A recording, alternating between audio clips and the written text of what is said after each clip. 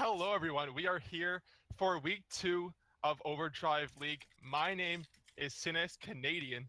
This is my first time actually casting Hello, a game. everyone. We are here So don't for expect week much from me, 2. but we'll see how it goes. We're excited for this game between Fleet and Vandal. This is the bronze/silver league. This is going to jump into Champ Select right now. We're going to be casting along with Shadow, but he's getting some stuff ready right now. So I'm still here, don't worry, I haven't died. All right. How do you feel at this game? Well, I mean, both teams showed a pretty strong last week, but they did inevitably struggle. They're looking to be mid-pack teams, but this is week 2, so I think most teams here are looking to kind of pull ahead of other teams. Both teams in this game are 1-1 right now, tied for the middle of the standings, tied for second place. So whoever wins this will have the advantage over each other, especially when we look to the end of the season for tiebreakers. So. That's absolutely right. Looks like is there a little difference in the banning? It seems like they didn't get a ban on the red side. Yes, Vandal Nomads is using an E-sub right now. Shadowed Moon is the E-sub, so they lose the first ban, but they will be banning on completely normally after that. So I'm not sure. I don't think that first ban will make them lose too much, but it is kind of significant. That's always good to get the most amount out of your bans. Because if there's 3 or 4 people on the enemy team that are really good at one champ, you just let one more have a good champ that they're really good with. Yep. What do you think about the bans that are coming in right now?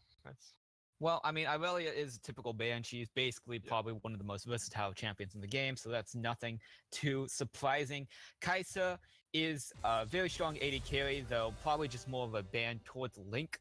Yasuo and Xin have been creeping their way up to the top, so I'm pretty surprised that Graves isn't banned, so perhaps we might actually see one of these teams pick them up, but it might be interesting the fact that only Xin was banned. True. Interesting having Braum first picked in the Bronze and Silver League. Why do you think that would happen? Do you think there might be a little, what's the strategy called of power farming? Yeah, it's gold funneling because, Classic has locked in that Master Yi, and perhaps we might even see the Tarek, one of the gold funneling strategies that we've seen be so infamous during this patch. So already with those 2 picks locked in for Vandal Nomad, it's kind of getting scary, especially with that hyper carry Lee Sin. No, sorry, Master Yi, not Lee Sin. Lee Sin's on the other team. I mean, power carry could be anyone. Lee Sin might be the one to carry the enemy team. We don't know until it happens. Again, this is also a bronze and silver.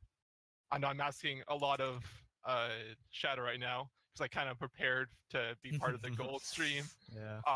So I'm coming out here trying to do what I can for my first time, but we're seeing what happens. All right, as we jump into the next round of bans.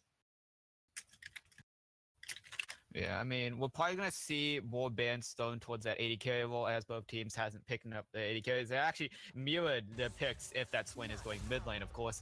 So we still have the 80 carry and top laners put on the table. I do think that both these top laners are very important to the team. Hammer on the Ritz and Chief Kuda are very proficient at their roles. So getting the counter pick for Chief Kuda as the red team does have that advantage might be key in Vandal Nomad's strategy for this game. Very true. I saw that Ornn get banned very quickly in the first round, as it is the most common pick by Chief Kuda. It's a 69% win rate, and very popular for him. We're seeing as the last ban comes out and the last rounds of picks come in. Yeah, the last bans are mainly 80 carry based, and there are a few 80 carries still left on the table. Israel is one of the most notable ones that I can think of. Maybe the Kog'Maw. That would be interesting, but I do think Israel's probably going to get picked up here, and then we're going to have to go down to the lower tier 80 carries, but a little bit of a spike. Oh, wow. Okay. We see actually a Kayn being picked up. So this actually does mean that one of these champions is going over to the bot lane with tilt lane with that Nami. Maybe actually Shadowed Moon, the last pick of Vandal Nomads, is going to pick up the 80 carry, but for now, there's going to be at least maybe a top lane Yi, maybe a top lane Kayn, something of the sorts.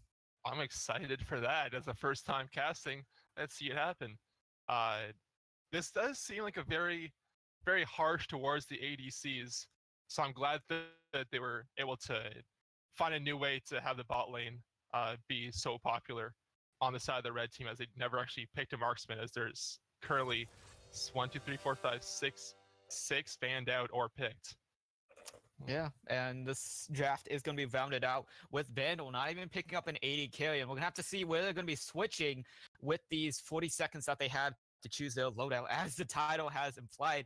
So I do think that if this is going to be locked in, Vandal Nomads is going to be going over to the Master Yi in the bot lane with Link picking it up, and this is going to be quite interesting due to the fact that this is kind of another variation on the gold funneling strategy, where a weak laner is supplemented by a support and just kind of gets very strong by being protected. So, I mean, it is a differential, more of a kind of combination of the gold funneling strategy and kind of just the Boozer bot lane meta that we've seen, or just the bot lane meta that we've seen in general in these past few patches. So, That is say, Bruiser bot lane. I don't think Master Yi seems like a Bruiser.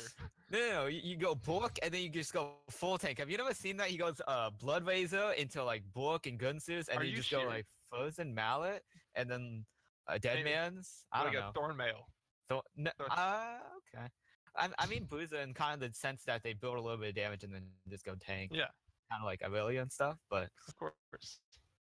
yeah, so I mean, we're gonna see a lot of resources put into Link right now. Galio to protect him, and just kind of maybe Kane, classic camping bot lane, just to help out the Master Yi get ahead. And with this Nami just buffing him and speeding him up, it's going to be very tough for Fleet Street to kind of defend. But I mean, they do kind of have the CC. They have Orianna, Shen, Braum, and even Tristana if you count the Buster shots. So Yeah. really, we're gonna have to see how this goes. Fleet Street is just crafting more of the Juggernaut comp. Orianna, Shen, and Blum all just trying to protect this Tristana and just trying to make Warning Shot be the carry of their team. And we have very two different strategies on these teams here, but they're innately the same, actually. It is interesting how it's completely different, but they're both just trying to protect one player on each team. Also, you can see very focused on Shen having the ult. Maybe if Master Yi tries to jump in, then Shen can always be there to protect and take take the pressure off Tristana very easily with that. On the other side, also having Galio with his global to protect Master Yi, and some very, very, very protection-based, very team-based game is what it seemed like here. Yeah, but there's one difference on both teams between Fleet Street and Vandal Nomads is the fact that Vandal Nomads actually does have viable damage sources other than the Master Yi, because Swain is definitely going to be doing a lot of damage. He's kind of a pseudo frontline, while Shen is really just more of a protection tank kind of thing. Kane and Lee Sin are kind of the outliers right now. They're both very strong in the early game, but will start being outscaled by these hyper carries that we're seeing. I mean, that's definitely kind of guessing that Kane will go Vost instead of Shadow Assassin. And I mean, there's really only two targets that he can attack that will get him Shadow Assassin. So it is a very likely choice that he's going with Vost, but there's still the chance that he gets Shadow Assassin and does just try to help out his team as well, being another damage source. So, but I mean, there's a good chance that Galio will pick up more of an AP focused build. I mean, I know I've seen a lot of AP Galios in the mid lane. Tank Galio is not that proficient, doesn't really get the job done as much as AP Galio. So I do think Late Potato Chip will go for that. So, how much AP do you think he'll go here? There's still Swain and Nami as AP. Yeah, you go very light. You can sometimes go very heavy with like Luden's Echo and stuff. I will guess that he's probably going to go Abyssal Mask with the amount of AP on his team, just to help his team out a little bit more too. Yeah. But stuff like Leandre's Void Staff is really good on Galio, who has really good base damages. So I do think he's going to lean towards more of a kind of pseudo AP tank build, something that you'd see off of Sejuani after the changes. So yeah, Leandre's Void Staff, stuff like that, just give him a lot of damage. Yeah, I'm seeing a black screen right now as it's loading in. But if I remember correctly, when it was loading the champions, I think I saw 2 exhausts in the bottom lane of Vandal. That being Correct. I made a mistake Yeah. there. Yeah, Um, it's Master Yi gonna be taking up the ignite just so he can secure all those kills. Nami is just gonna be protecting him, so that's why she took the exhaust. But they're looking for blood. They're looking for a lot of blood as we load into the game right now. We have a chance to look at these keystones, and some things that pop out to me right now is a Conqueror Master Yi, which is pretty common. I would say so myself, but also the Galio with Electrocute is very interesting. yeah, like a little jump in, ease in, then slashes down with his fists, and then throws his Q. A huge amount of damage that can do with that one. So what is So yeah, once again, it is going to kind of see that thing where Potato Chip is going to be more of a damage source on his team with the Electrocute, probably be more of an assassin, being able to burst somebody down and then just protect the Master Yi later in the fight. So I do think that's kind of the goal. And Link is going for that Conqueror, which means that he is looking for those long trades, looking to take over the fight. Because if he would have taken anything else, such as Lethal Tempo wears off in, I think, 2 seconds. So it's not going to survive him an entire fight. So Link did choose kind of the most viable keystone for what is perceived to be the team comp. So, but otherwise, we don't see anything really out of the ordinary. I do like the fact that Tristana did take plus the attack due to the fact that she is probably going to be attacking only one person at a time, one person that's diving her perhaps, because Bomb will take care of the rest, right?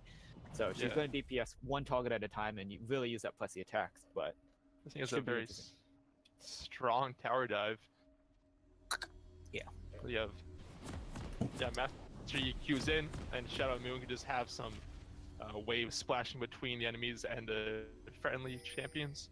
And then Galio can just jump right on top of them to maybe protect from a little bit of the turret damage. We can see how these champions exit their base. We'll see how it ends up. There might be a little... Seems like it's a normal split of making sure no one gets into the other side's jungle. Yeah, this is just where boundary lines are drawn in the river, just a line in the sand. Nobody passes this line. And I mean, pretty uneventful, but I do want to note the fact that Master Yi took Relic Shield and Clouded Armor has no items. I hope that he will notice that very soon, but if not, he's going to have a bad laning phase. It's a very bad laning phase, but yeah, so the Master Yi taking Relic Shield is more of one, sustain because it does heal both Nami and him, and two, just funneling a little bit more gold into the Nami. He doesn't really need the damage stats in the early game. They're not really going to be able to do much in the early game, so the Relic Shield does give gold to Shadowed Moon, and Shadowed Moon will be able to get some items that will actually in turn help Link. So just kind of like the circle. I'm wondering, do you see items on Orianna? Nope. No. She does not have items, and we have laning phase starting now. So, Platinum is probably going to have an early back. Otherwise, going to have a bad time against the Galio. I was watching, I think it was Captain Flowers streaming and commentating over a bronze game. And he was speaking about how one of the players didn't buy any items. And you think it would be bad, but actually you just waste 500 gold to try to get to your next power spike. So really, Clouded Armor is thinking ahead of the game and just trying to get 500 gold closer to his power spike. Yeah, what if he's actually going for the tier, right? Tier costs 850 gold, I think. Yeah, 850 gold. So he only needs 350 gold to get to his tier. Yeah. What is that like?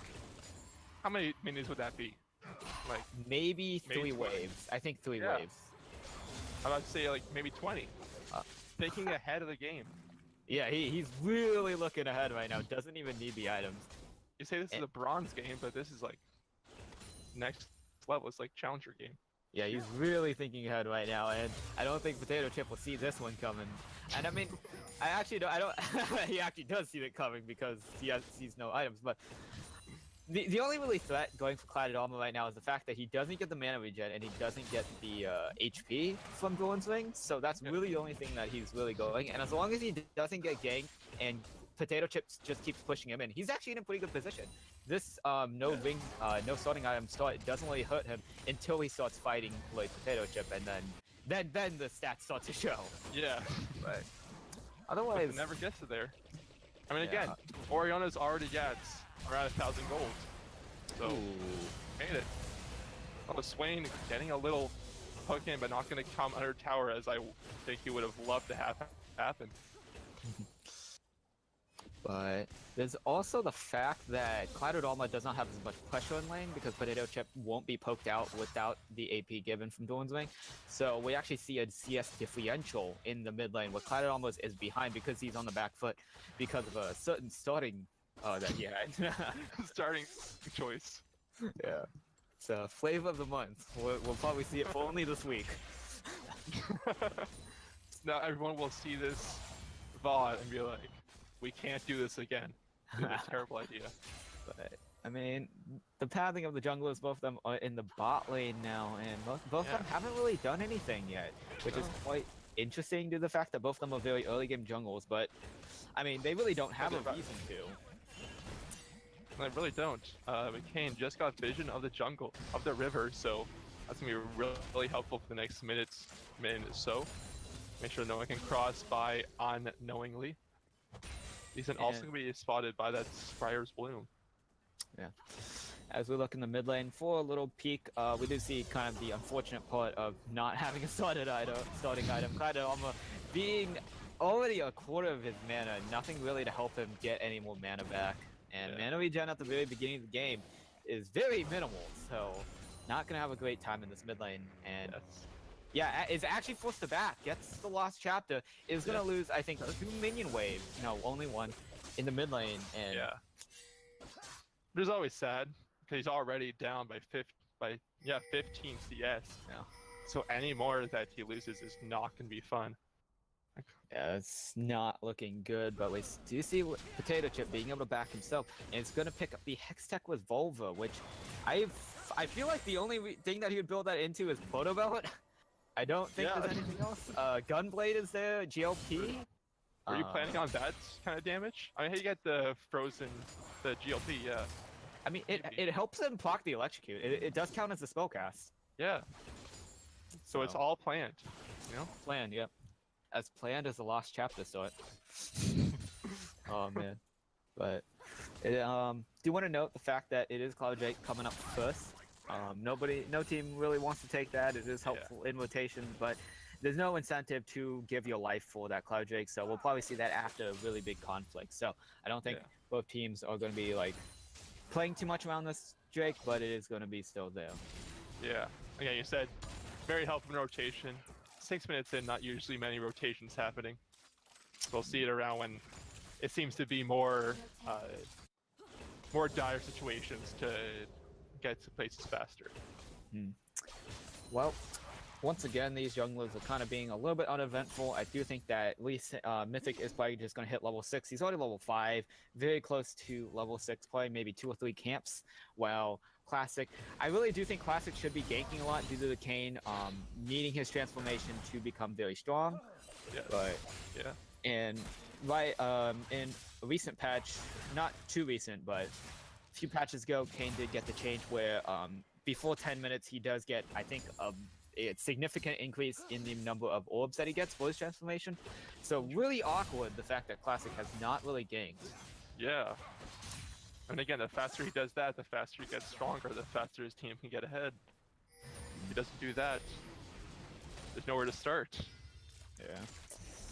And I do think that part of that is mainly on the fact that all of these laners are being very passive, except for Potato Chip. He's very aggressive in this lane, trying to zone out Clouded Armor, but everyone else is just happy with farming, just farming, and not really much happening in this early game as Gold is dead even.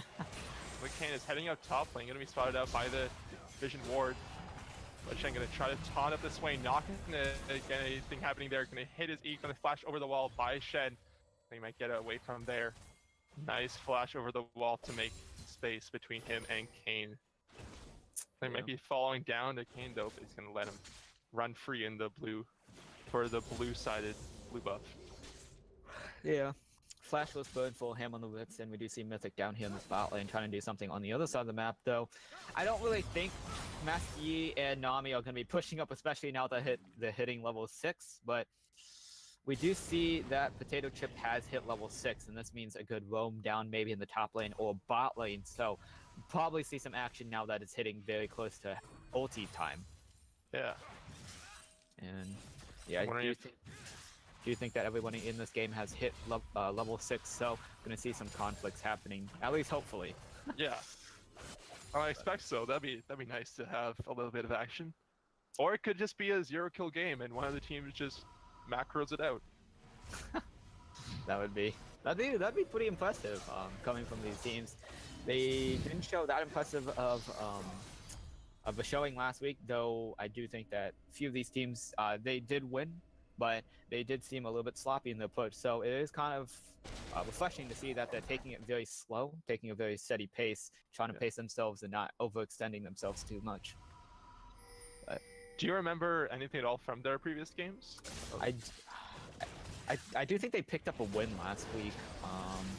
I don't remember a few of these team players playing. I do know that Warning Shot and Clouded Armor are not the best at laning, though they do shine later in the game during team fights. Mercy is more of just a supportive player, trying to basically just do everything and anything to protect his team.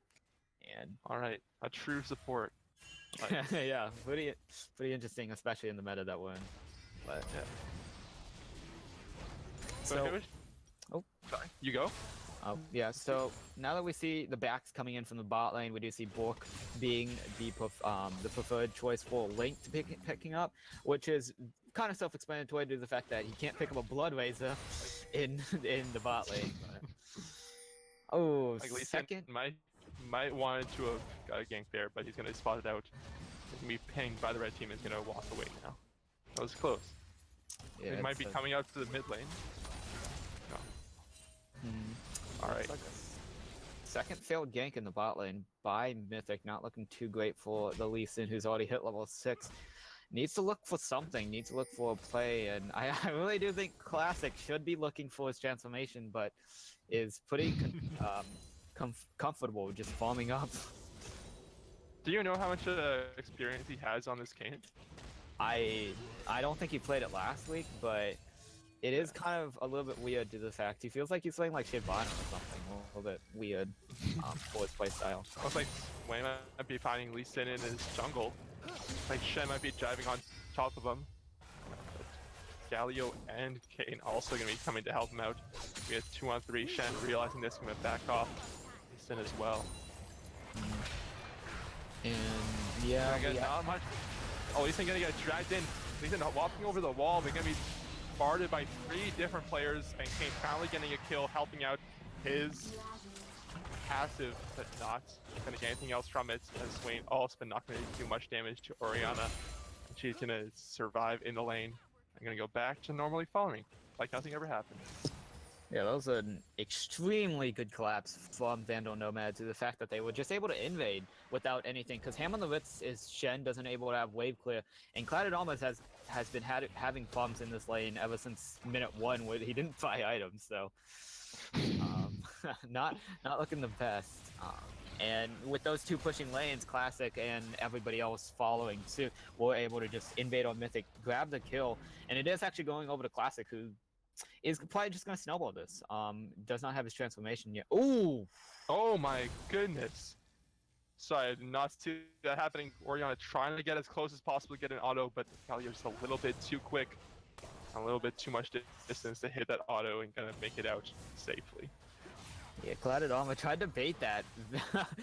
Tried to look like he was Vacky and try to get a jump on Potato Chip, who burned his flash to kill Mythic, and did not have the damage, unfortunately. I don't think he actually had command. I don't think he had command dissonance to use, and didn't get the damage.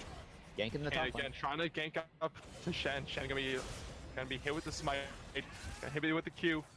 Not gonna get anything from it. Shen a little bit too tanky for the Kayn. We make it out alive. Shen gonna be backing up after that though. A little bit too weak. Yeah, no mana on Chief Kuda did not prove to be a very successful gank, though. A little bit of poke out the lane. Maybe force to use the TP. Does have the Stand United. Is not really, should not be very conservative with that TP, but is just going to walk. Actually going to be walking towards the dragon. Yeah. And this is a very... Finally going for the Cloud Drake. Drake is going to be taken out by Ooh, Your blue side. might see some Not gonna conflict help here. Nami not? and Lee Sin Mothman meeting on the blue buff, but again, nothing's gonna come from it. But they do have vision as he was clearing out a ward next to the blue buff. It's like Nami and Master Yi thinking about joining for the fight, but realizing they don't have the damage for it and gonna be backing away for that. Yeah, and it does look like Fleet Street pick up Cloud Drake for trading for nothing, actually. They don't, Vandal Nomads really do not gain anything off this, though they were looking for that Rift Hilt, and this might be a dive that is cooking in this bot lane. Or not. It doesn't seem like much is happening at the... Oh, I'm being at the top lane, that's not good. But yeah, it's Anything happening? A little skirmish happening between Swain and Shen, but again, a little bit too tanky on both sides. Not gonna have much happen. Taunted in the mid lane, Lee Sin and Orion trying to hit her ult, but gonna be missing it as Galio tries to run away as fast as possible. Kane come in from Raptors trying to get there as fast as possible, but the burst is too strong from the Orion and Lee Sin as Galio goes down. It's gonna be 1-1, along with a 1k goal lead for blue finally coming out. Yeah, and Potato Chip's aggression has finally punished him by being ganked by Mythic. Was not able to do much, did not have flash up, and actually dashed forward, so ended up dying. But Mythic finally making his mark on the map by pushing this mid lane. I mean, hopefully, as Kane is there trying to get as much pressure as he can to stop this turn from being taken. TP gonna be coming out from Galio to also add pressure and not lose first turret gold. But they're gonna successfully do it this time. I was waiting for Mythic just to walk behind Classic and kick him. Man, that would have been amazing. I would have loved that. But Something exciting. Yeah, they do end up.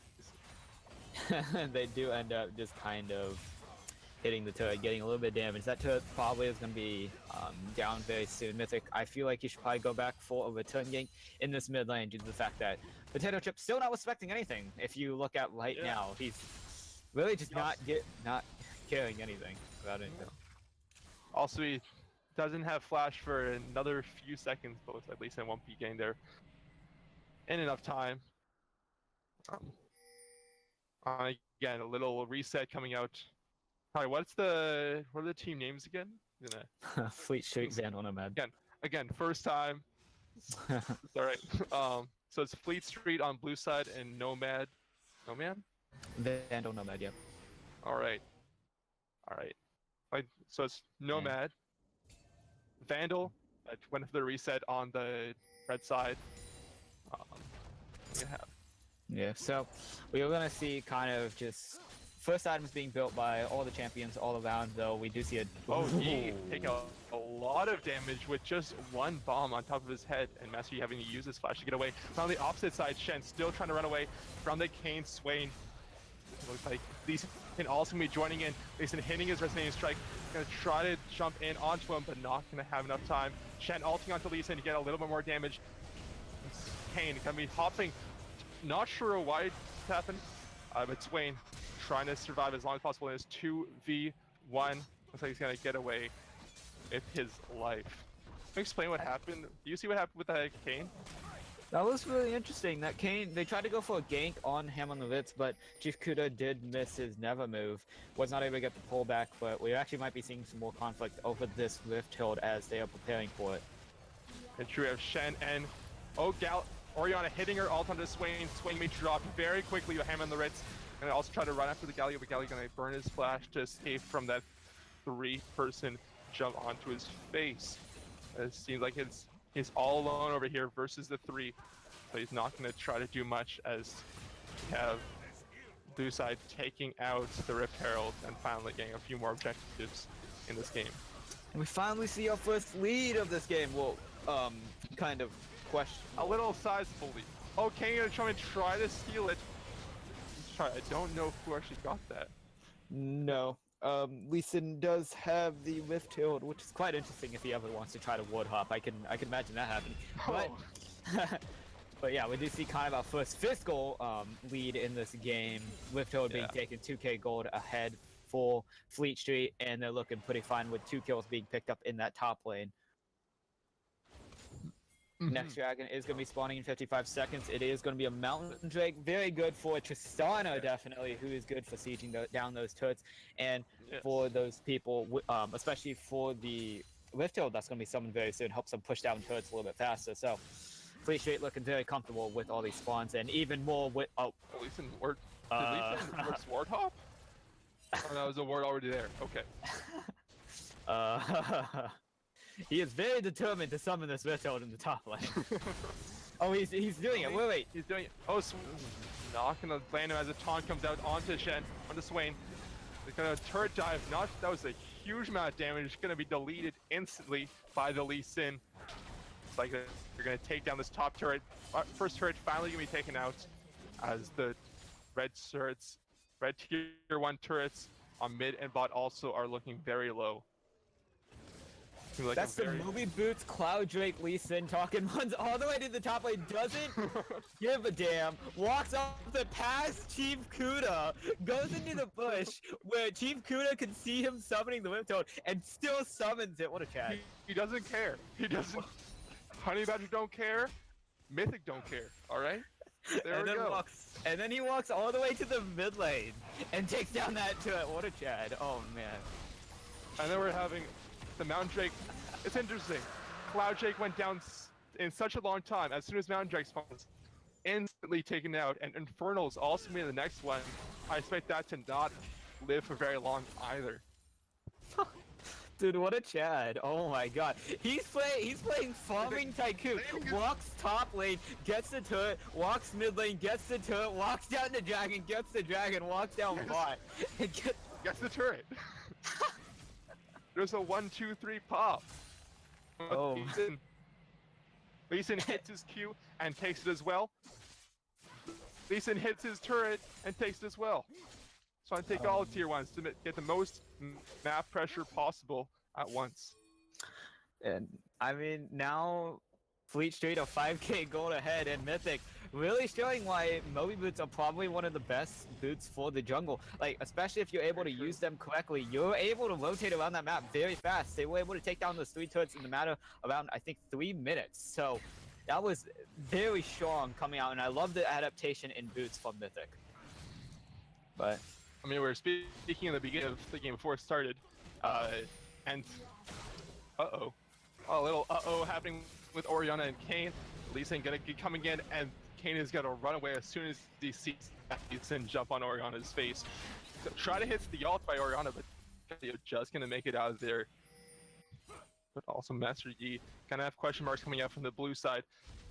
Let's see if they're able to get onto him, but Link also gonna run away. Swain gonna be getting up to the top lane as Shen was just freely taking that tier 2 turret and is now under half health.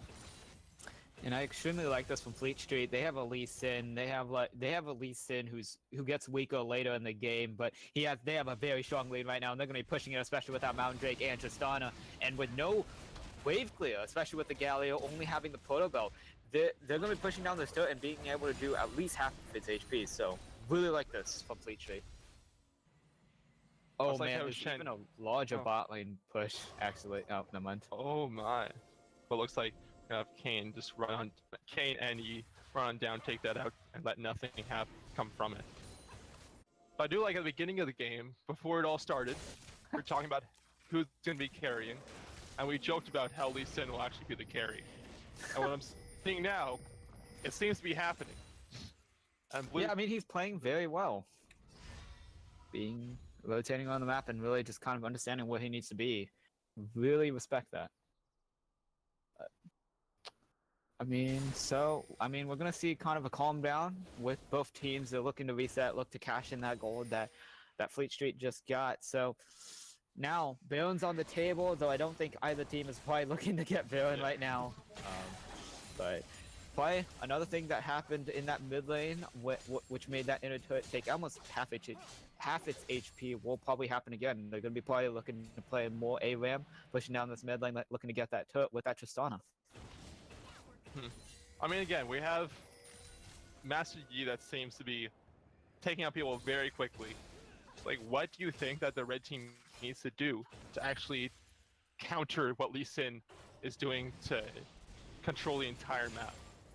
Well, Kinda- they need to look for like a good farming.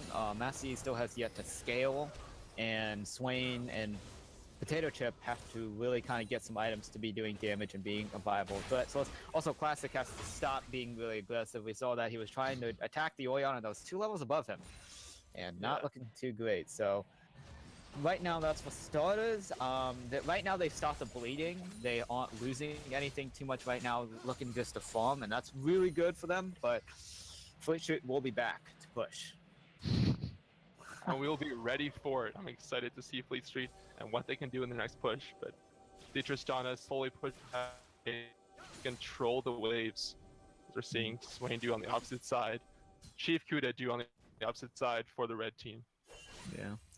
And now 130 minutes, it will be an Inferno Drake, and that's very valuable, especially for Fleet Street, who are looking to push and end this game very fast. Getting that extra boost of stats is pretty nice, but for Vandal Nomads, it is just kind of them picking up another dragon to help them scale. So, gonna have to see the plans here. Right. Just want to look at the gold lead for each team, and every single lane is winning on the blue team. Not a single team player on red that's actually has a lead on their counterpart.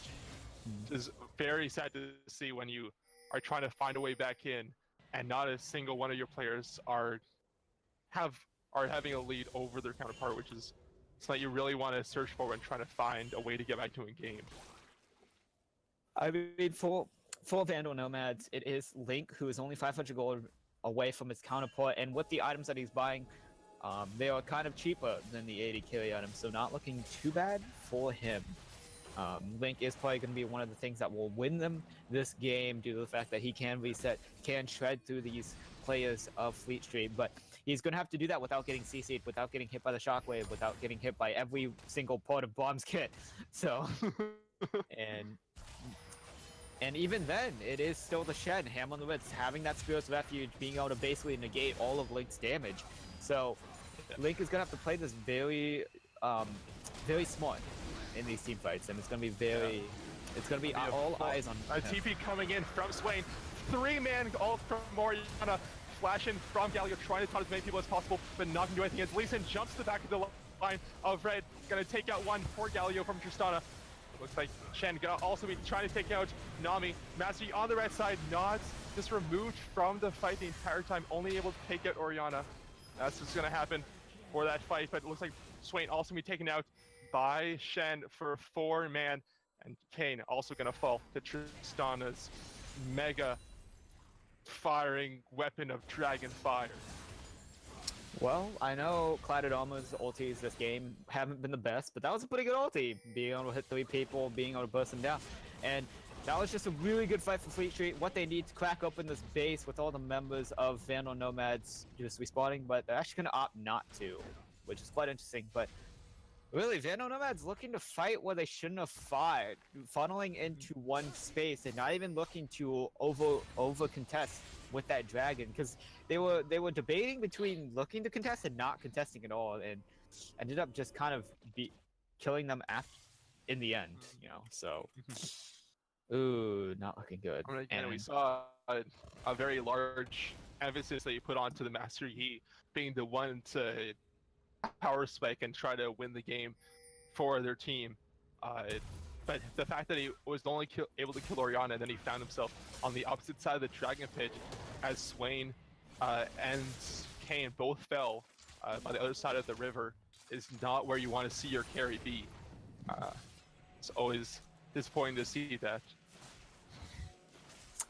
Definitely, and this is just going to increase the lead. It is now, I think, 7k increased by a decent amount. Not looking too great for anybody. Link has picked up that Gunsu's Rage Blade. Shadowed Moon looking to build towards that Ardent Sensor, as I would guess, with that Aether Wisp, but still, it's not enough. Link still has to get a few more items. Shadowed Moon has to get a little bit stronger to protect Link, and right now Vandal Nomad are on the back foot right now. And with Baron being on the table, with Tristana almost hitting Infinity Edge, and all these other members of Fleet Street becoming very strong with the kills that they're picking up, this Baron might be on the table for them now. It looks like there might be just throwing a vision ward down right now, clearing out the vision that the red team does have at this point. Like there might be a little trying to fight for vision right now. Both 2 vision wards in the brush want to be taken out as they place inside the Darren pit though. Yeah, there's a lot of not actually fighting, but threatening the fight as well. And the unfortunate part for Vandal Nomads is the fact that, oh wait, oh man, that is aggressive, but... What's happened? We have Kane jumping over the wall, but Lee Sin not gonna have any of it and just ward hopping over the wall himself. I think it's very aggressive despite being 7K going behind, but... So, the unfortunate part for Vandal Nomads is the fact that they are on blue side, but it kick in. They're going. They're trying their best. Lee Sin gonna jump right into Master Yi. Not gonna have much happen. Orianna hitting an ult right onto the Master Yi. Master Yi getting healed up by the Nami. Just slicing and dicing, but gonna be taken out by the Lee Sin. 3 players jumping onto Orianna. She's gonna be taken out as well. Tristana gonna use her stopwatch and survive, but Lee Sin's gonna be taken out at the same time. But Shen taking out Nami. Tristana taking out Galio. Kane taking out Tristana. That's gonna be a 2-on-1 little fight. Kane gonna be slowly taken out by Shen. Shen, will he win this fight? I don't know what's happening right now. So much auto attacking. Oh my goodness, Shen. At 100 health. Tries to do something, but not gonna come out on top of that fight. And finally, Red Team needed to find a fight that they could win. And it looks like they found it. Yeah, Vandal Nomads actually doing very well there, despite Link and Potato Chip dying actually Link and Shadowed Moon dying very early in that fight. It was all the damage that went over there. Clouded Armor had no ulti, Warning Shot just got immediately bursted down. Mythic was off on his own trying to kill Shadowed Moon. And ended up dying as well. And Ham on the Wrist, the tank that was supposed to also protect Warning Shot, was busy taking down Shadowed Moon. So, I mean, that was a crazy fight, but crazy is what Vandal need right now. When everybody is disorganized and everybody isn't together, that's where they can take advantage. They can take advantage of those little mistakes and being able to come out on top, and that's very good for them as the gold lead has shrunk to 5K, which is better than before. Yeah. So I mean, they'll take whatever you can when you're down 7K gold, and you're down 3 dragons. You have to do something to at least stay in the game. With this being best of ones, you really can't make much room for error with this happening. Yeah, and a lot of the bounties were actually picked up by Kane and Galio, which isn't the best, but still you get the gold, and that's very important because Potato Chip has now picked up the Abyssal Mask, and Kane has now completed Spirit Visage, which I can't say I agree with, seeing that the main damage source is Warning Shot, but I guess it is a build nonetheless because he does get the healing, but kind of unfortunate the fact that those bounties did not go on the right people, and more fighting going to be happening on this benefit. Oh, Swain, both players trying to hide in the bush to take out the Swain, but not going to get enough damage down. Looks like it's going to be running away from both sides.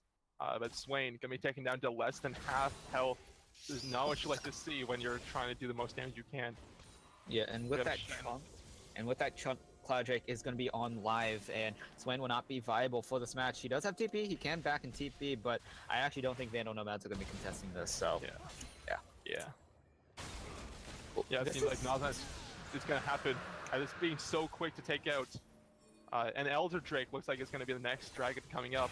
So is it Vandal is blue, correct? No, but... Yeah, but so it is quite interesting that we do see that Warning Shot has picked up the Guardian Angel instead of the IE, looking for survivability, especially after that last fight, looking for more survivability and trusting in his team that after he does die with that Guardian Angel, he will be protected. So, Warning Shot putting a lot of trust, but also minimizing the damage that he do, unfortunately. So I'm just writing down which side is which right now. On a piece of paper so I do not forget again. Trying to pay attention to the same game, but luckily not much was happening there as I was writing that down. Yeah. I do think Link is going to be opting over to the Mercurial Scimitar with that Vamp Scepter and No Magic Mantle. It is pretty good, especially with all the CC on the side of Fleet Street. So looking a little bit more defensive with this build, not really looking aggressive. But look, speaking of aggressive, we might be looking for another fight here. Looks like Lee Sin might be trying to ward up. Hits a ward onto the Master Yi. Master Yi still needs to do something, but can be ulted over the wall to safety. Lee Sin gonna try to kick him over, not gonna do much. Oriana gonna missing her ult. Flash coming out from Master Yi, but not much gonna happen from there. Man, Lee Sin able to kill Yi, but just ult him over a wall to safety to the rest of his team. Not what you want to see if you're trying to get a pick. Yeah, I got the flash in the wrong way, and they won't actually have the Dragon Click plus the Shockwave for the Dragon fight, but they might not need it with the catch happening. But neither the ball or the Master Yi Resonating Strike is going to hit, but it looks like Kane is going to take up half health. And Shen. Oh, Master Yi is ulted inside, right beside Shen. It looks like Galio ult is going to be coming down onto the Yi. Yi is still alive with 200 health. Oh, so much is happening right now, Little. Well, looks like it's going to come out on top of Nomad somehow. Looks like they're running away from Swain. Swain going to be ulted by Oriana. But it's going to keep it alive for a little bit longer. But Nomad going to be coming out on top. I apologize again, this is my first time, so I got a little, little excited when a lot of stuff happens. And not really sure the focus on.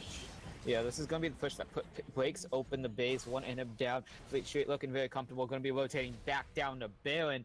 But that fight did look very bad due to the fact that Link was in the wrong side of the map. He was in the middle of 4 members and had used Flash earlier. Ended up dying, though he did survive a decent amount of time. And Chief Kudo was just walking down the mid lane trying to get to the fight, ended up not being able to, and that's going to be Baron going over to Fleet Street, unfortunately for Vandal. And with an inhib down, this push is going to get harder and harder for Vandal Nomads to defend. I mean, 10k gold lead at 35 minutes. Not many times has a team come back from that. Even at professional level, we'll see if it can happen here. It can always happen. We'll see. Yeah, definitely comebacks are always there, but the fight that we just saw was not favorable over the Vandal Nomads. I don't even think they picked up one person, so nope. Not looking good on this side. They'll have to play even more defensive with all the items being picked up for Fleet Street. Lord Dominic's being picked up by Warning Shot. Just going to be shredding through those members of Vandal Nomads. Not looking great. And Vandal probably felt so good after winning their first fight just a few minutes ago. A Nomad saying, I don't care if you won a team fight, we're still a stronger team, we still have a better team fight, and we're going to come out on top of this one to take the Baron. And that's what they did. They set their minds on something and they did it perfectly. Looks like there's 4 people pushing that top tier 1 turret. Galio trying to ult onto the Swain, but can he die too quickly? Shen still the opposite side. That was a 4v5 and blue team going to take out Swain for it. Because now a 4v4 top lane, Shen is still pushing that ball lane. So much pressure going onto their side of Vandal. I'm not sure much they can do about it. Mason hitting, resonating strike, but not going to be taking it onto the Nami. They're just going to take that inhibitor turret in the top lane, also going to take the inhibitor as they have 2 down, and Shen is going to still be pushing that bottom lane and going to take the tier 2 turret as well over there. But they may be rotating over to that inhibitor turret now. Swain still a 10-second respawn. It's like they might actually get the triple inhibitor, the deadly triple inhibitor on the side of Nomad. It looks like they might go for the win here. Guys, Leeson trying to hit a little Q, but not gonna be able to land it. Tristan throwing a bomb on top of Kane's head, but Swain back up. This is all they can do. This is the last fight that is possible for the side of Vandal to not go down 1 and 2. Gonna jump in, Nami all coming in. Yeah, where's Master Yi? Where's Master Yi right now? It's gonna be try to queue into a team, but not gonna land it. Like Master Yi's gonna ult Galio away, and Tristana is gonna do too much damage on the side of Nomads, and it's gonna be 2-1 going to the end of this game for the side of Nomad. It's Fleet Street, but Fleet Street. Yeah, Fleet Street do pick up the second one and are going to kind of conquer over Vandal Nomads, looking very dominant in this game. very clean. Very clean gameplay. Did not had a little bit of a stutter in the middle of it, but did look very clean overall trying to finish the game. So congratulations to them being able to pick up that one win while and trying to reach towards Raw, who are actually 2-0 this week. And will be actually progressing after so. But otherwise, that was kind of an unfortunate game for Vandal Nomads. Looked a little bit lost after getting very far behind. Didn't really look for early game advantages. Just were comfortable farming up. But comfortable is how you lose the game. And that's where we gotta look towards the kind of end of the game. And I mean, Warning Shot doing his best as a carry, doing the most damage in game. Not looking too bad on that Tristana. And Fleet Street looking forward to their next game tonight. But What's the next game coming up as well? yeah, next game will be taking place very shortly here once we get the lobby started. But it will be Gangsters versus Illumination Valiant.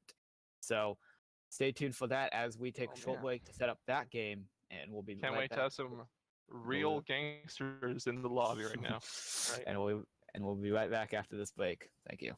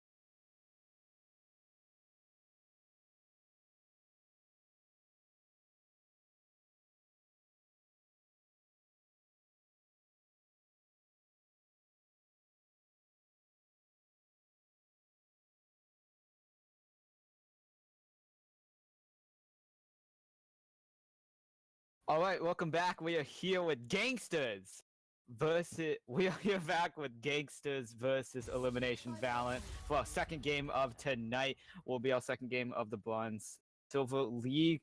Elimination are coming off of a win over Frost Wolves, while Gangsters are going to be playing the first game of tonight. So we'll see if Illumination Valiant can bring that momentum into the second game. However, Illumination Valiant are actually going to be losing two bans because they're using a jungle E-sub Charizard AZ. I don't know, dude. It's whatever. But speaking of which, I am here with Canadian on the caster desk. Yes, hello. Sorry, I couldn't really hear you on Discord, so I listened to the stream and I hear you talking, so I decided to try to fix stuff on my end. Yeah, I heard that there is two bands not being allowed to be picked on the side of Illumination, correct? Illumination Valiant. Yep. Yes. Which, like we said last game, when there's only one that was missed. It always hurts. It always hurts when you let your opponents get a strong pick that you're not able to ban at the time. Yeah. Definitely. It doesn't let you ban some of the picks, especially with Ivelia still being on the table. Camille and Leona being taken off. Glim is a pretty decent Leona, and Camille might be more versus Zerfax, and should be interesting. And that Jin ban is actually pretty ironic due to the fact that it was actually played last game. Actually, even Camille. Zerfax played Camille last game in the win, and Jin was played by the Dens. So both those bans, maybe just more of a research coming out from Gangsters. So really nice coming out. Mundo's gonna be the last ban coming. Actually, the only ban coming out from Illumination Valiant, but very strong pick. But I do feel like I should note that Aurelia is still on the table, and I wonder if these teams can pick them up. Now, what do you think about, out of all the champions you could have banned, why choose Mundo? Mundo's a very strong top laner, though I guess we're not picking him up now. But he's a very strong top laner, definitely. I don't think he is as ban-worthy as Irelia, but I do think that perhaps Illumination had done the research. Nobody on Gangsters plays Irelia, so to just opt to ban the Mundo, and Kisame is just going to go for the Renekton. So looking to be a very dominant. I watched this guy last week. He's a very dominant top laner, likes to snowball the top lane, and has to have good matchup, though. So that's why I picked into the Renekton. But okay, interesting. Oh, is this an Anivia? I love Anivia. He probably is going to pick up Anivia. Fishing for Honor is a very proficient Anivia player. He plays it basically every game that he can, if it's a good matchup. So I feel like he's probably just going to pick up the Anivia here. But he's also an Oriana player, but he's a very control magey player. So forgot about the Oriana. I have played Anivia for probably a year and a half of just Anivia. So I'm always so excited to see her either in LCS or in any game to see how she plays. Sadly, she won't be here as one of my first games to cast. Sadly. Yeah, but definitely we're going to go into the second ban phase. No, AD carry has been only picked on Illumination side, while not Gangster. So I do think either AD carry or support will be banned out from Illumination as Bomb is being taken off the table. Otherwise, it is Gangsters being just kind of going LCS order. Brand's taken off the table by Elimination due to the fact that Brand Botlane has been rising in popularity and becoming very strong. It is actually very dirty, too. Yeah. I mean, to just be a level 1 or 2 and have a long stun and then have basically an ignite from Brand just by a passive is not fun to have when you're in a two-person lane. Yeah, I mean, especially with some combos such as Morgana, and I do think Nami is a pretty good pick. Though not that I guess famous, but otherwise we are going to see the jungler going to be picked up by Chazala, and it is going to be the Warwick. Something very interesting to face the Trundle. I do not think Trundle will still probably have the advantage in this jungle, but still not that bad of a pick overall. Really good, kind of all-around pick, being able to do most things in jungle, very proficient. But really interesting to see that we're seeing Caitlyn and Misfortune being picked up with Israel Israel Kaisa and a bunch of other AD carries being up on the table. Lucian as for one. So I guess these are more comfort picks. The Dens, I know he does play a lot of good Misfortune. I haven't seen much of Z Wiles, so his Caitlyn must be pretty okay if he's putting that much confidence into it. But we're actually going to be seeing our first Shen support. Yeah. Oh, yes, it is. Looks like they just picked their own champion. It's not going to be doing anything fancy or switching anything around. Yeah, They definitely. They decided to just, a lot of these fancy teams trying to pick like an AD carry first, but we don't really want to do that. We want to stick to how it is in drafts and just pick what you want to play and then have everyone else worry about what they're going to play. Yeah, I mean, it is kind of more of the thing where you just want to be picking your own champion, being able to pick who you're comfortable with and not being restricted to just the draft. And we're going to see Zyra as the last pick for Grim, who Grim is more of kind of a mage support player. He plays a lot of Morgana, Zyra, stuff as those sorts. So Zyra is up his alleyway, really good with Misfortune as well with the root comboed into bullet time. So really deadly lane in this bot lane. Especially since Shen is going to be picked up by Sad Panda, and Shen not really going to do much in this lane, unfortunately, unless he gets close.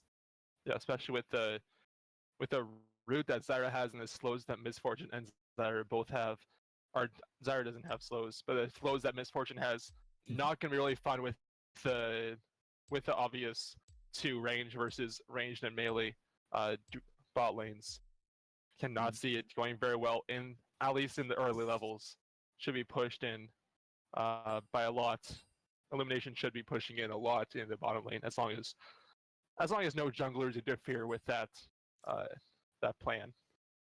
Yeah, well, with these kind of roles being locked in, we do see some adaptations. With the Summoner spell, as Rise is going to pick up the teleport, while Fishing is going to pick up the heal, and both supports are going to be taking exhaust. So heal in the mid lane for Fishing for Honor is going to be quite interesting. I'm not too big of a fan of it. I would prefer more of maybe teleport or cleanse, so he doesn't get CC'd by maybe the Rune Prison or maybe the Trundle Pillar. I guess you really can't cleanse the Trundle Pillar, but Renekton has the stun, Shen has the taunt, Caitlyn has the traps, so not sure. Heal does give him kind of a little bit survivability with the low damage coming out from Rune Mage, but otherwise it is going to be a little bit weird later in the game when they're just going to burst him down through the heal. Yeah. Also having on the side of Gangsters only having, what do you think of having only one AP source on that team? That's very AD heavy. Wonder if that's going to be a factor for them later on.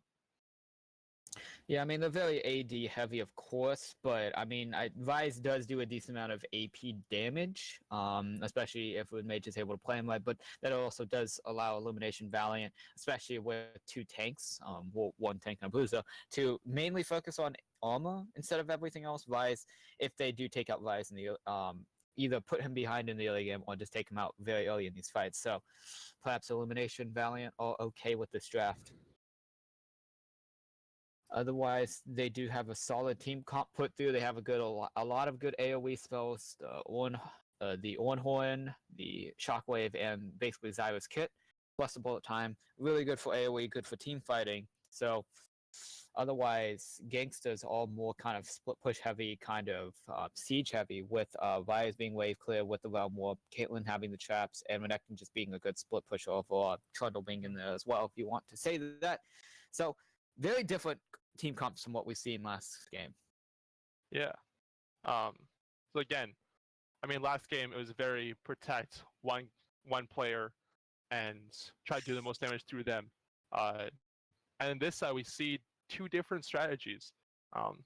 Have you had like any experience with where there's two different strategies? Do you know like which one is usually the one that comes out on top, or how does a certain team magnify their strategy to come out on top of the win? Yeah, most of the time when you have two different comps, the one that's easier to execute usually comes out on top. So in that case, it would be Illumination Valiant. But this is going to be very dependent on execution, how these teams play, because Illumination Valiant, it's not very hard to play an AoE comp. You just kind of team fight a lot and then press buttons, you know. But otherwise, Gangsters are going to have more trouble against the team comp of Illumination Valiant, who can engage on them very heavily. So when they're trying to split push and they're trying to do like 1v1 or 1-4, you know, it's going to be very hard for them to like stay not for them to stay safe, you know, not getting caught. It's going to be very hard for them, especially since they don't have too much reliable CC and not much wave clear in the early game. So if they do get behind, they're going to have a pretty bad time. Also, I'd like to say before the game starts, I'm sorry if I mess up to people watching. This is my first time, second game streaming, first stream casting. So might strip up on some words like I just did there. But it's all a learning process. We're here to have fun and just try to give the best experience possible for the people playing. Yeah, so as we're going to be loading into the game, we do see the keystones. Nothing too out of the ordinary. I've seen a Area little on bit of... Misfortune? Is that? Yeah, it's a little bit of variation. Some people prefer Comet, some people prefer Conqueror. I do think that Aerie is a little bit better because they are looking to poke out this lane and match the poke of Caitlyn. Stay out of her range. They're not really looking towards the later of the game. The Dens doesn't really need Conqueror for extra damage in the late of the game because Fishing for Honor and Grim Labo have his back at the damage kind of point, so not looking too bad. Aerie's just for more lane just to help out dominate the lane, especially with Grim being just a Zyra, you know, auto pushing the lane, so. I'm sorry, did I cut out? I don't know. It's, but Fishing for Honor, already showing us how to play Orianna, buys the starting items, not too bad. But otherwise, we are going to see the fact that, yeah, we actually did see a small difference in sort by the Dens. He was going to pick up the Dawn's Wing, opts to take the Dawn's Blade instead for the damage instead of just sustaining in lane. Otherwise, nothing else is very too out of the ordinary. Most of these guys starting just the regular starts that you start in the jungle. Well, in the beginning of the game at least. So. I think we might have no. So I was wondering where people are seeing Orianna, you know, trying to figure out where the jungle is actually starting. It's always hard to figure that out, and you always want to figure that out over the opponents to try to track the jungler and figure out where he'll be entering lanes from. That's the main reason. The main way to get advantages is to figure out where the jungler is and to stay safe from it. That's also why we do see a pause coming in Grim Lava. A little bit unfortunate, but that's also why we do see Chazaraz in the mid lane trying to decide where he wants to start in the red side or in the blue side. So I do think he's actually going to opt for the red side as he's walking there during this pause. So yeah. I wish you could always know why there was a pause, but yeah, never really has to be told to everyone. It's okay. But if like controls aren't working, maybe. What I see in the chat. Yeah. It is a technical issue. He'll probably be back after V connects, but otherwise, these lanes are probably going to be, as you would guess, the top lane is probably just going to be very in favor of the Benectin, who's very dominant in lane, though ZFX does have his chance to fight back once he gets a few items, does get a few kind of abilities, so really nice. That's why Ornn is very strong. Otherwise, in the jungle, it is going to be going over to Chodori due to the fact that he's really great jungle, really great dueling potential. But I do think Chazaraz can have good ganking potential, especially following up on some of the CC that his laners have. I think the mid lane. Yep. Looks like we're gonna get back into the game now. Looks like still just gonna wait for minions to spawn, and looks like it's gonna finally get to the middle. In the mid lane, they're finally gonna meet, and the minions will clash, and the game will begin. And point damage is gonna be happening. Yeah. Yeah, I mean, mid lane's probably just gonna be a fun fest. Both these guys not really looking to fight. Really, the only thing that can tip this is the junglers. And in the bot lane, this is more going to be on the duos, kind of how they're going to be playing together. I mean, Caitlyn's very strong, but so is Zyra Misfortune. That is a very oppressive lane with the Comet Ares. So, yeah, we're going to have to see who plays the lane better. It's going to be more of lane knowledge and kind of just execution more than anything. Yeah. Looks like there's going to be a little meeting of Warwick and Trundle fighting over that Risk Scuttle right away. not much is going to come from Trundle. With the higher dueling potential you mentioned, is going to be the one to take over that Rift Scuttler. Yeah, in the bot lane, we're already seeing Illumination's bot lane take over this bot lane by doing more poke damage to the enemy bot lane, though they are going to heal that up with potions. But this bot lane has already been kind of determined by the amount of poke that the Dens and Gwym have, so playing extremely well already. Yeah, looks like we're going to try to get a little vision in the enemy jungle. They're going to back up just after that and take the other Rift Scuttler as he loses one. Let's just grab the other side.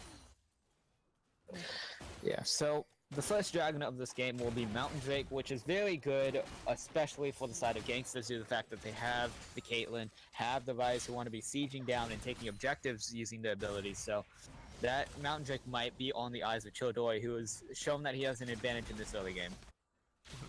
Oh, Caitlyn getting poked out down to a little around 150 health is not what you want to see.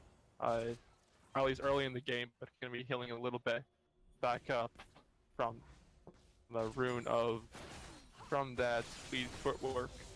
A little bit every time. Try to do as much as he can. But we already do see kind of the jungling difference between Chazavaz and Childoi. Childoi are able to back and get some items. Oh my god, Zero effects. Yeah, I saw that. It was really, really intense. What's happening here? All right. Oh man, so close. Caitlyn and MF solo. Looks like they're just gonna back off a little bit. Gonna try to fight for the next one. Gonna heal up, get the next engage, and come out on top of the next one. But Caitlyn gonna be recalling right there. Be coming back with around 600 gold. I'm not really sure much they can buy with that one, except for just a pair of boots. Not really helping much in the damage column of the lane, but not what you can do when you're around 100 health in a double range matchup. But Ornn doing huge amount of damage to Renekton. Yeah, just and click all three abilities, and he does so much damage to Renekton. Wow, that should be such a lane bully. So the top lane is the fact that Ornn actually has a pretty nice early game. It's the reason why Ornn is so strong.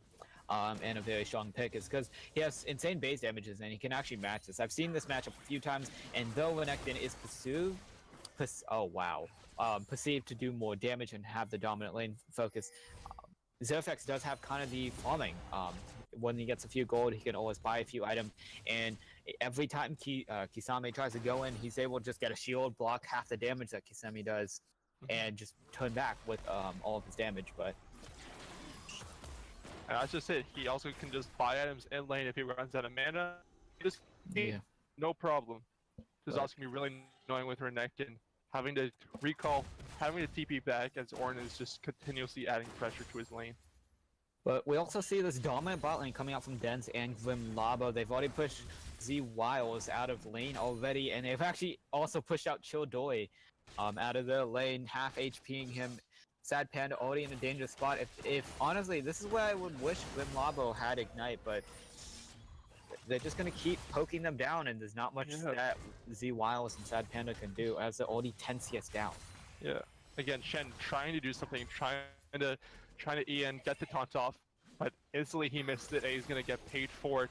But Chazraz taking out the controller to the tri-bush in the bot lane, and try to get Dopa by the Trundle and the Shen. He's gonna be a few damage, gonna be inside Shen's W, not gonna take any auto attack damage. That's gonna be a first blood on the side of Gangsters.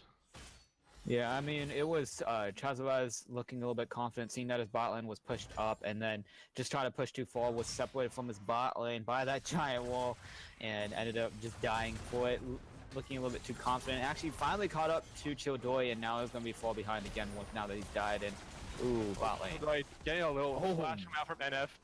Also a huge amount of damage going off, 2 on the Trundle, but Grim gonna pay for it. Gonna take that kill off. Also, Renekton, after all the damage being done to him, he gets his ult, takes out Ornn, and now it's gonna be that lane is gonna be in favor of Renekton for the next few minutes.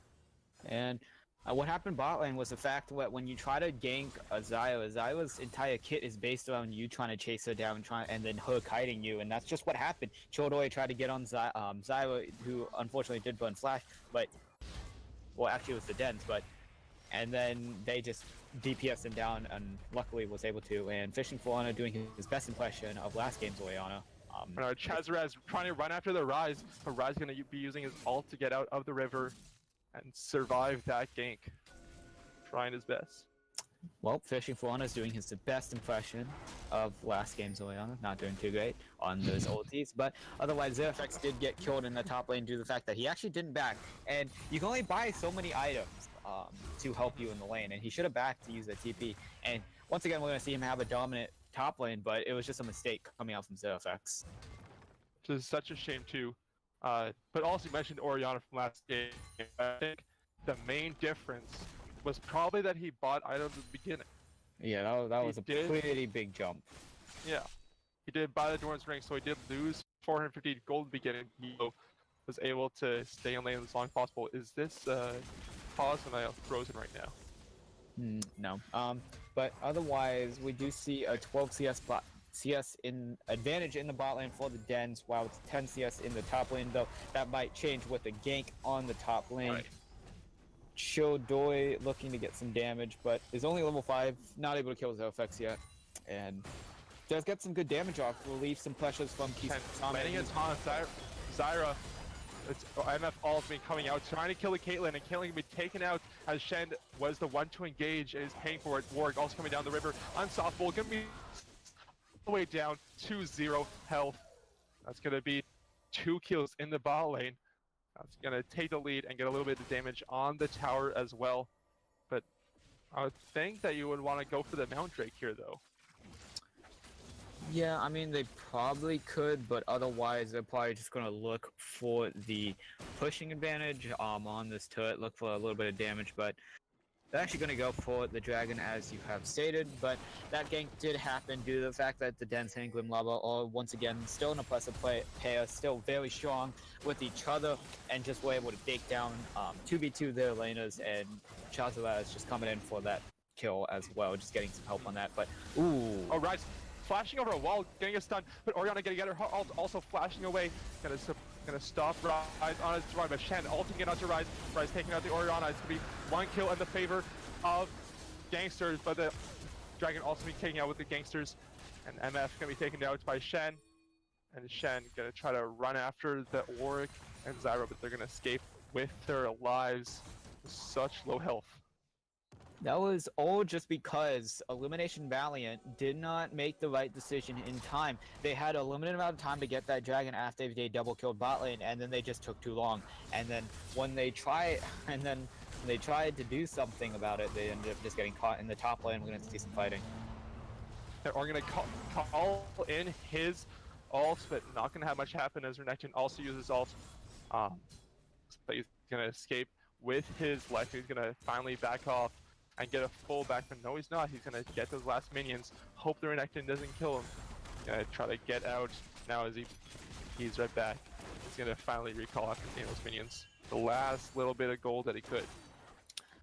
Yeah, and this all is just a chain of events. That was because Chodoi ganked top lane, chunked out Zerafex, and has been leaning on little HP in this top lane for the longest of time, and now is going to lose the lane to Kisame, who has caught up on CS. So, chain of events is happening, but Kisame is still behind on items. Only has that coal. Actually has 2,000 gold to back and spend, so he's probably going to be backing, spend that gold, and then come back and lane very strong. Alright. Well, I don't know what to say. Warwick's up in top lane, trying to see if he could get the... Gigba's going to be backing off. Might be heading down to mid lane as Trundle is also on the Raptors. Might be set up for a counter gig. Warwick places the control ward in the bush, which alerts Rise that he's there. Not much is going to come from that. Otherwise, we do see some fighting in the bot lane, but... Oh, Shen gonna jump in, get the taunt on MF, but not much damage is gonna come through as Caitlyn is so far away. But Trundle coming in, gonna try to land a pillar, gonna be perfectly placed, but MF can turn around, get it all onto Shen. He's gonna be taken out, Trundle down to 300 health. Just need to chase after him. I got dragged out of it. Not going to be much more happening as Shen. Kind of jumping in a little bit too far, and MF paying him for it as he lands the ult and takes him out. That is now going to be a very close gold lead. Caitlyn ult can be coming in. Caitlyn was able to save it, but too much is happening right now in the mid lane as Warwick gets an easy kill onto Rise as he uses stopwatch in lane, but able to dodge Orion's ult and not able to dodge his death. Yeah, and what happened in the bot lane was just, oh, never mind, more stuff is happening in the bot lane. Oh, Trundle running around trying to get a flank onto MF. He just escaped once, but will she escape again? Looks like she will as she uses her passive to run away fast enough so Trundle cannot catch up. Yeah, and that's just what's gonna happen. I mean, the kill on the Shen happened just because of the AoE from the Denson Kunlaba were able to shut down just a Shen that only built armor and not a magical resist. Also, in the mid lane, that was a gank that was just waiting to happen with two ultis that are displacing the mid mage, and without flash, he's just gonna die. And then last kill was a little bit of a mistake coming out. Grimlava wasn't able to come behind the Dens and block the ulti, so unfortunate for him otherwise. But fighting in the top lane. Said, like, gonna be coming up there, but he doesn't have an ult. I think he's gonna double dash away and he's gonna be making it out safe. But Shen ult's gonna be coming through on the top lane, but not really sure what's gonna be happening. He's gonna be walking back. That was down. a Maybe really get the Rift Herald. bad Shen ulti. Now they're gonna take first to it. Yeah, a sure start going down in the bottom lane. Maybe getting kill onto Caitlyn, but Caitlyn gonna be jumping away and gonna be saving with her life. But might get Rift Herald for it, we'll see. Yeah, so this is probably gonna have no contention as Charizard is just happily farming, but it's gonna get picked up by Trundle. Probably gonna be placing it, I would say maybe in the top lane where Kisame needs the advantage, but otherwise, I don't really agree with this build from the mid mage. Picking up the Archangel staff so he can stack it fast. If he is going for the Rod of Ages, he probably should have gone for that first, but because then he needs the Rod of Ages to start stacking. But otherwise, if he's not going for that, then I guess the free stacking of the tier is really nice. Yeah. I do wonder what he will build if he doesn't. He might build the Abyssal Mask, which does also come from the Catalyst. I don't know what else will come, but it's going to be a lane swap on the side of Illumination because they did get that bot turret. We'll see what Renekton can do about this. Looks like the bottom lane from Gangsters is going to be matching it as well. I'm gonna see the Dens pick up the Duskblade just for raw damage to get that Duskblade passive and clear wards, but not sure if it's the best option here, especially when the movement speed from Yomu's Ghostblade is really nice, but otherwise in the mid lane. But War being spotted out, but not much gonna become because of that, but fleeing. I was gonna have to flee away, and not much is gonna happen. Warwick's just gonna run in, fear Rise, and Orion's gonna kill him. Yeah. Seemed pretty textbook to me. Yeah, and that's happened twice this match. Moonmage had flash up, but just didn't bother to use it. Now it's gonna die 2 times in a row to the same exact gank. So, not looking a little bit rusty on this kind of on this champion that his name is kind of after. Looks like somebody might be coming in from the mid lane as the Rift Herald is dropped, but Orion and Ornn are gonna punish him for it. And they're gonna push him away as he doesn't get any more damage onto the tower. Rift Herald will do a large chunk onto that tier 1. Or we're gonna be flashing out. Renekton chasing after him at the Luba on the red team. Looks like he's gonna try to back out from there, get dragged out of it. But the Warwick ult gonna come in at the last second, gonna be suppressing Renekton. Renekton gonna be ulting, gonna save it.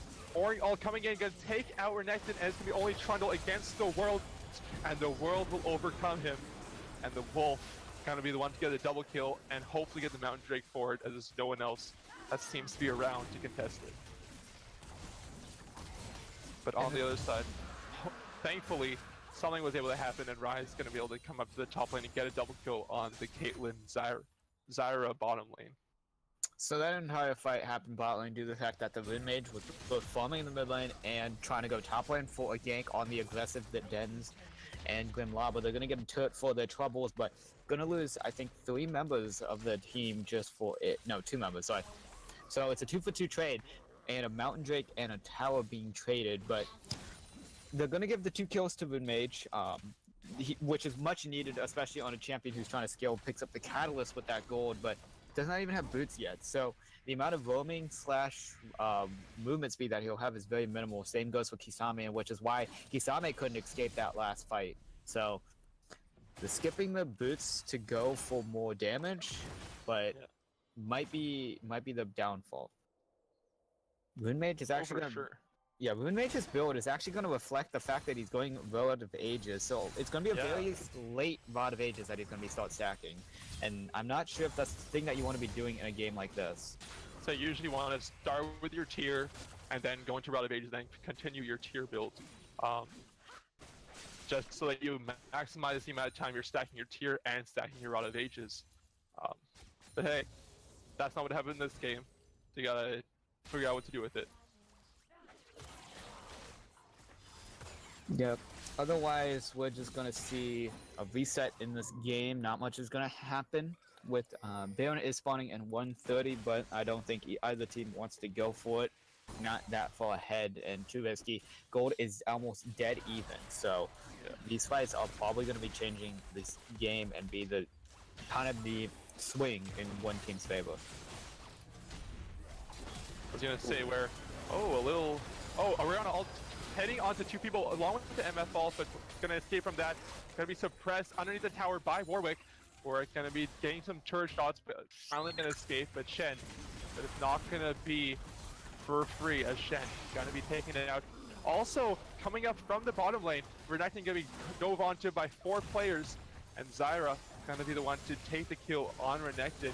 Looks like they might just shift their pressure back onto the mid tier 1 as they're now have 2 people dead on the side of Gangsters, and it looks like it's gonna be a free turret on Illumination. Yeah, and that's just how it goes, especially with all the damage and AoE. Once again, Illumination Valiant have really good team fighting, have really good 3v3, 4v4, 5v5, and they're just going to be able to run them down with all the damage that they have. And Kisame, which is caught in the rotation trying to defend the turret, took the risky way and ended up dying for it. So Yeah, I always want to figure out, is the risky way worth it? Just to get there a little bit faster, but in that case, it was not, as he paid his life for it. Right now, still, not much of a difference in golds. Both have Mountain Drakes. Both only have, actually no, Red Team just did get, Illumination just did get their second turret. But the mid tier 2 on the side, the mid tier 1 on the side of Illumination also looking very low. So it can be easily taken as well. yeah, and that's just a pocket of gold for Gangsters to cash in, but the question is, are they going to be able to take it from Illumination's hands? And the answer is probably going to be no for a while, especially when they're 2k down.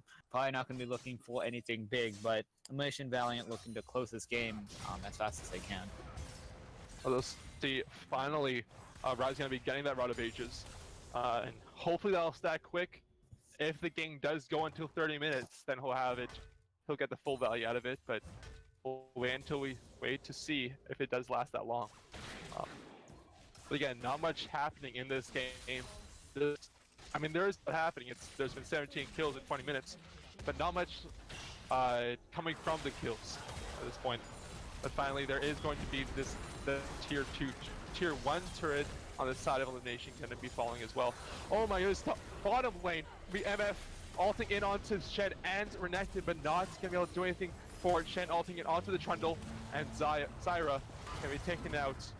So it's me, Caitlyn, going to be falling on the side of Gangsters. But on the other side, mid lane, people are dying all over the place. It's going to be 3 people taking out Ryze. Ryze tried to ult away, but not going to be doing it either. And they might get that tier 2 mid turret for their troubles. There's a lot happening there. Yeah, once again, 2 for 2 traded for both sides.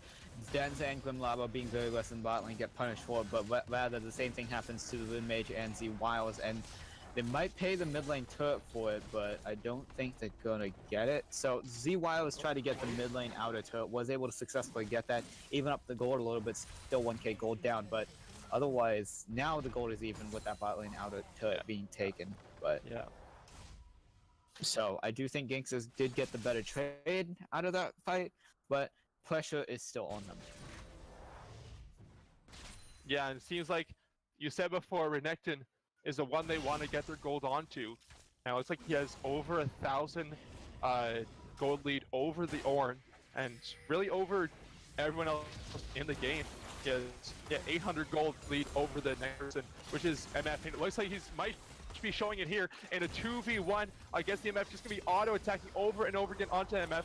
Hopefully the next it will hit him, as Rise is also coming up from the mid lane, but Yomu's gonna take him out. But looks like she's gonna run away, and Zyra gonna be dying for it, but dropping her off, but not gonna gain anything from it. Trundle coming up from the tri-bush, but Caitlyn gonna be taking out MF that's such low health. It's gonna be three people trying to take out that Ornn. Caitlyn launching auto attacks, gonna get closer and closer, gonna get rotated by the trap. Orianna and Warwick coming in, gonna land a two Orianna ults, and also Ornn ults, gonna be knocking up 2 people. Ornn gonna be taking out Trundle. Rise gonna take out Warwick on the other side. And it's gonna be back to 3-on-2, still fighting in the top lane. It's like Orianna gonna be taunted, gonna take a lot of damage by being stuck still there. Man, there's a lot of action.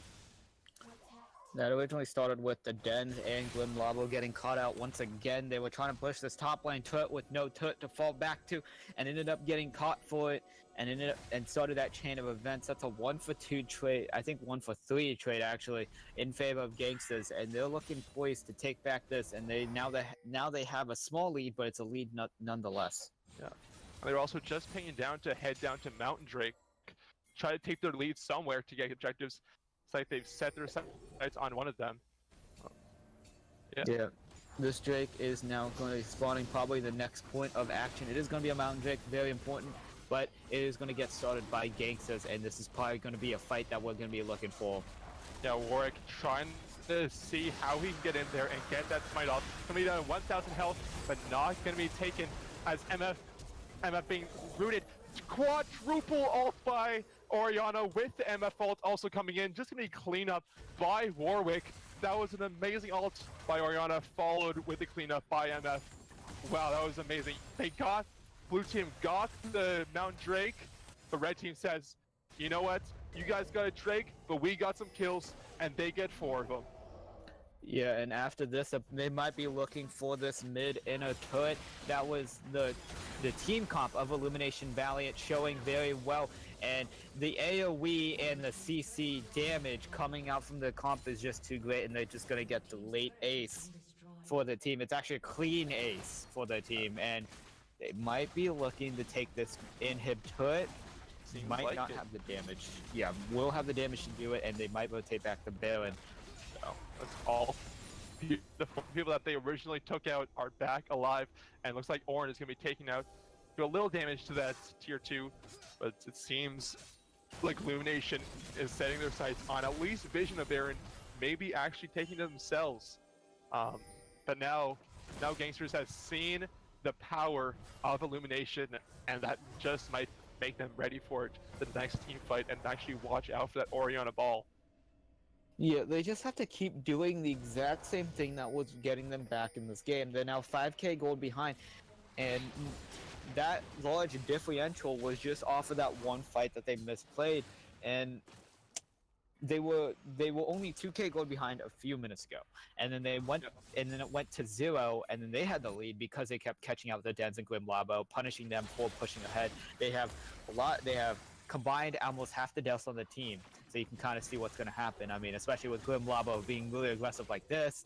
So they have to go back to the roots. They have to go back to what was winning them the game, but unfortunately, I don't think Illumination Valiant is going to let them do that, as they've already seen what the true power is already there.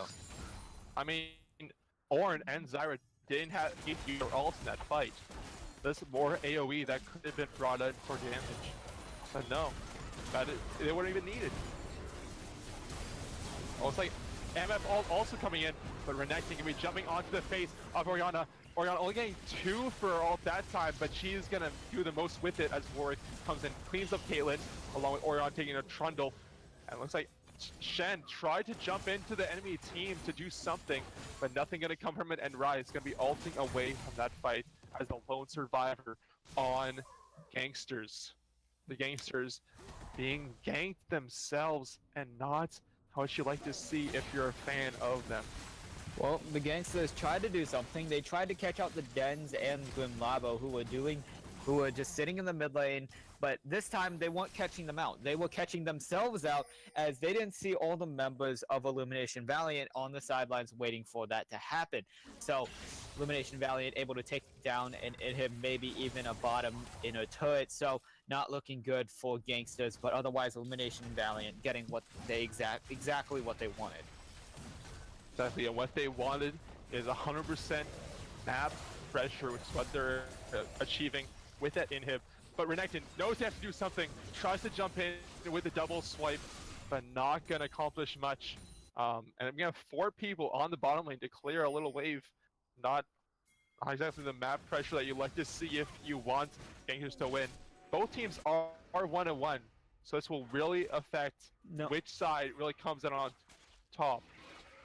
Illumination Valiant poised to take the second game of today. They played the first game earlier today against Frost Wolves, took home the victory, so they're looking to go a 2-0 week after this game, being poised to take home this game with an 7k gold lead over Gangsters, and they might be looking towards Baron for their next objective. Seems like they're just trying to clear out Vision. It's just more Vision game. Last game it took 35 minutes for Baron to be taken. And I'll see how close it can be now. This is going to be a very explosive fight when it happens, because this Baron dance is going to be probably the ball that's going to be happening in this game. Because if Gangsters are going to be able to successfully get this Baron, it might lead them to be able to kind of stall for time, let them scale a little bit. But if Illumination Valiant are able to get this Baron, this might be the end of Gangsters for this game. So what do you think Gangsters actually have to do to actually come back? As it is they have to catch out Grim Lava, who's all by himself in this top lane right now, but it's going to be, that opportunity is now gone. Back. Yep. It's still trying to clear the Vision until, instead of hitting wards, you hit the enemy champions. That's when it'll be exciting. And I do have to say, they have a... Baron will be hit. No. Not much going to come from it. Say that Gangsters are doing a really nice job of clearing the Vision and gaining control of this Baron river, but unfortunately that can only go on for so long, as Illumination Valiant are all there now and they have control of the river. Yeah, it seems like they're going to finally start up the Baron. Looks like we have Shen, Trundle, and Caitlyn all backing right now. It's like Caitlyn completes her back and Trundle, but Shen gonna stay around. Baron gonna be down to 3,000 health. That was a bad time to recall, as they're gonna pay for it with the Baron, and that just might be it. Looks like they're not gonna reset, but they're gonna push towards top lane and try to get that one more tier 2 turret. Yeah, I mean, they were looking very comfortable. Gangsters comfortable kills you, and that was basically what happened. They were comfortable with taking the Vision, getting control, and then just trying something. Caitlyn, dangerous. Yeah, and again, I see like a 4v5 as Trundle was on the opposite side of the map, and Caitlyn still thinking that she could protect that turret. Like it's a tower dive. Looks like we have Shen just jumping into 4 players. We're having to ult away, but MF ult gonna be in return, and that's gonna be Renekton falling because of it. Ornn ult coming down, Orianna ult coming out. It's like just so many ultimates, there's so much damage coming down on the side of Illumination. It's gonna be a flash fear for Warwick. Basically an insect, but on Warwick. That was a great play to make sure that Trundle stays near the enemy team to take him out. Looks like they have 2 waves pushing now. 2 Seer minions as well, and looks like Shen and Caitlyn, last 2 to try to protect their Nexus, but they're just gonna throw themselves at the enemy, and that's gonna be all she wrote for this game, as Illumination gonna be the ones coming out at around 31 minutes win. 12k gold lead. Yeah, with Illumination taking home the 2-0 week, they're looking poised to probably reach for the top. And unfortunately for Gangsters, they're going to go back to the drawing board now 1-2. They're going to be trying to rebuild themselves, especially against the next game later this night against Fleet Street, who are looking very comfortable beating Vandal Nomad. So that might be a tough hill to battle, but otherwise, that's all. Yep, as you said, that's all she wrote. Not much you can do about that. It seemed like they had to have Renekton get strong, and Renekton just didn't get strong enough. To look at this graph that is being shown to you, Orianna having so much damage on the enemies on their team. Just so many great ultimates coming out from Orianna and MF comboing together. I just wonder if Gangsters actually was prepared for that at any point in the game. Yeah, that first ulti from Fishing for Honor was a fake out. He had to make them think that he couldn't land Orianna ultis, and then surprise them by actually making really good ultis, and Fishing for Honor really performing out of his mind with those shockwaves, being able to hit many targets and the key targets that he needed to do. So really nice coming out from Fishing for Honor, but otherwise, it's just the entire team of Illumination Valiant being able to perform really well. Unfortunately, the Dens and Grim Labo did not have the best of performances, but they were still able to do lots of damage in the end. Also very, very disappointing is we have on this graph, we're seeing all of Red Team having more damage than any of Gangster's roster other than Rise, being higher than Ornn and Warwick. It just shows the domination that Illumination had in team fights. Like you talked about in the beginning, whereas team fights versus 1-3-1, seems like team fight came out on top, which is what you believed would happen. Yeah. And, well, that's all we can say about this game. Gangsters versus Illumination Valiant. We'll go over to Illumination Valiant for the 2-0 week. And otherwise, that will close out the night for the Bronze Silver League. But stay tuned because the Gold League will be arriving very soon with Out of Mana versus Vol. So we'll be switching over the cast to a few other casters. Primus being one that you've seen last week. And I think it'll be Sit Straight, but we'll have to check it out. But from Canadian and I, we thank you for tuning in. And do you have any last words, Canadian? Thank you for having me on. It's my first time casting, so I know I messed up a whole bunch, but that's okay. It's a learning process for everyone. These people are learning League of Legends. I'm learning how to cast League of Legends. We're good. All right. And that seems like the right mindset, but with that being said, we will bid you adieu.